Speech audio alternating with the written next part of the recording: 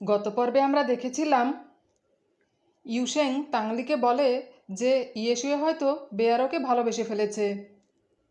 এরপর দেখা যায় রাতে বেয়ারও ইউশেংয়ের কাছে আসে আর ওকে খাবার দিয়ে বলে ইয়েশুয়েকে দিয়ে দিতে। আর এতে ইউশেং খাবার নিয়ে ইয়েশুয়ের কাছে আসে এবং ওকে খেতে বলে, কিন্তু ইয়েশুয়ে বলে সে খাবে না।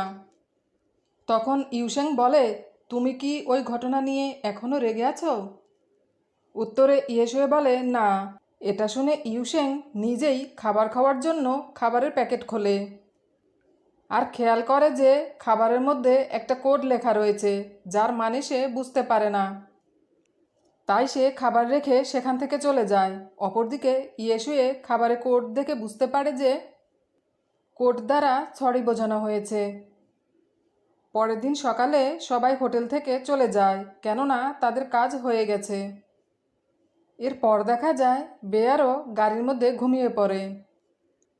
এটা দেখে ইয়েশুয়ে বেয়ারোকে নিজের দিকে টেনে নেয় যাতে বেয়ারও ভালোভাবে ঘুমোতে পারে। আর এই দৃশ্য দেখে তাংলি ওদের দুজনের ছবি তুলে ইউশেংকে দেখায় আর বলে ওদের দুজনকে একসঙ্গে রিয়াল কাপল মনে হচ্ছে। এরপর বেয়ারো এবং তাংলিকে ওদের অ্যাপার্টমেন্টে ড্রপ করে ইয়েশুয়ে আর ইউশেং সেখান থেকে চলে যায়। এর পরের সিনে দেখা যায় যে তাংলি এসে বেয়ারোকে বলে ইয়েশুয়ের সাথে ওর ছবি সোশ্যাল মিডিয়ায় আপলোড করতে।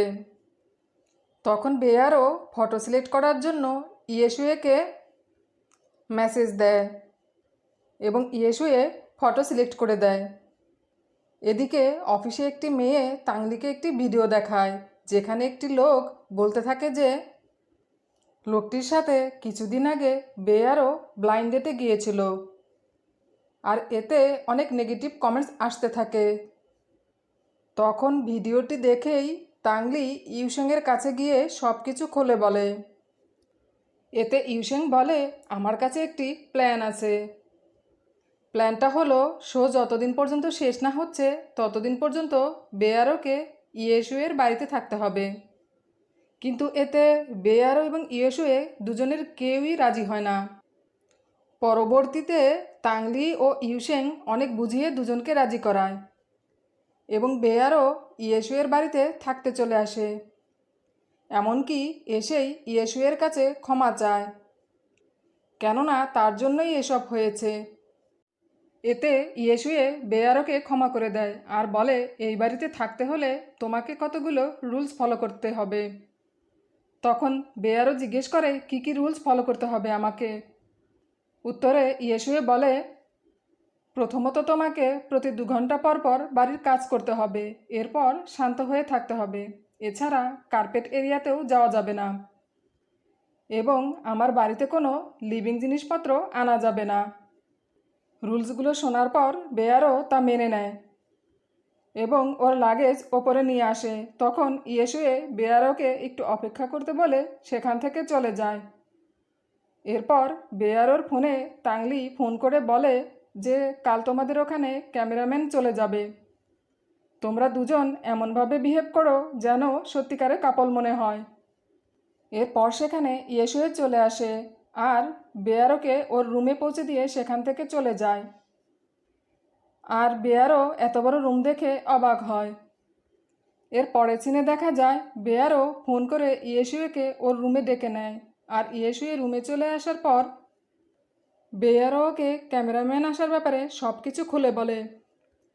সেই সাথে এটাও বলে যে রুমটাকে এমনভাবে সেট আপ করতে হবে যেন মনে হয় এটা অ্যাকচুয়াল কাপলেরই ঘর। আর এতে ইয়েশুয়েও রাজি হয়ে যায় এবং দুজনে ঘর সেট আপ করতে শুরু করে দেয় এবং সেট আপ করা হয়ে গেলে দুজনে বাইরে চলে যায়। এরপর দেখা যায় ক্যামেরাম্যানের সাথে অডিয়েন্সের পক্ষ থেকে একজন হোস্টও চলে আসে, এটা দেখার জন্য যে ওরা রিয়েল কাপল নাকি ফেক। এরপর ক্যামেরাম্যান এবং হোস্ট বাড়ির ভেতরে ঢুকে সব কিছু লাইভ স্ট্রিম করতে থাকে আর ইয়েশুয়ে এবং বেয়ারোকে বলে যে তোমরা নর্মাল কাপলের মতো বিহেভ করো, যেমনটা তোমরা করে থাকো। এরপর বেয়ারো ইয়েশুয়েকে জিজ্ঞেস করে, তুমি কি খাবে? উত্তরে ইয়েশুয়ে বলে, তুমি যা বানিয়ে দিবে তাই খাবো। এতে বেয়ারও খাবার রান্না করতে যায়, আর ঠিক তখনই বেয়ারোর কলেজ ফ্রেন্ড লেতিয়ান ফোন করে, আর বেয়ারও লুকিয়ে ফোনে কথা বলতে থাকে। লেতিয়ান বেয়ারোকে ক্যাফেতে দেখা করতে বলে, কিন্তু বেয়ারো মানা করে দেয়। ঠিক তখনই লেতিয়ান ওদের লাইভ স্ট্রিম দেখে আর ফোন রেখে দেয়। এরপর বেয়ারও রান্না করে ইয়েশুয়েকে খাবার খাইয়ে দেয়। ভিডিওটি যদি আপনাদের ভালো লেগে থাকে তাহলে এর পরের পর্বগুলো দেখার জন্য চ্যানেলটি লাইক, শেয়ার, কমেন্টস এবং সাবস্ক্রাইব করবেন।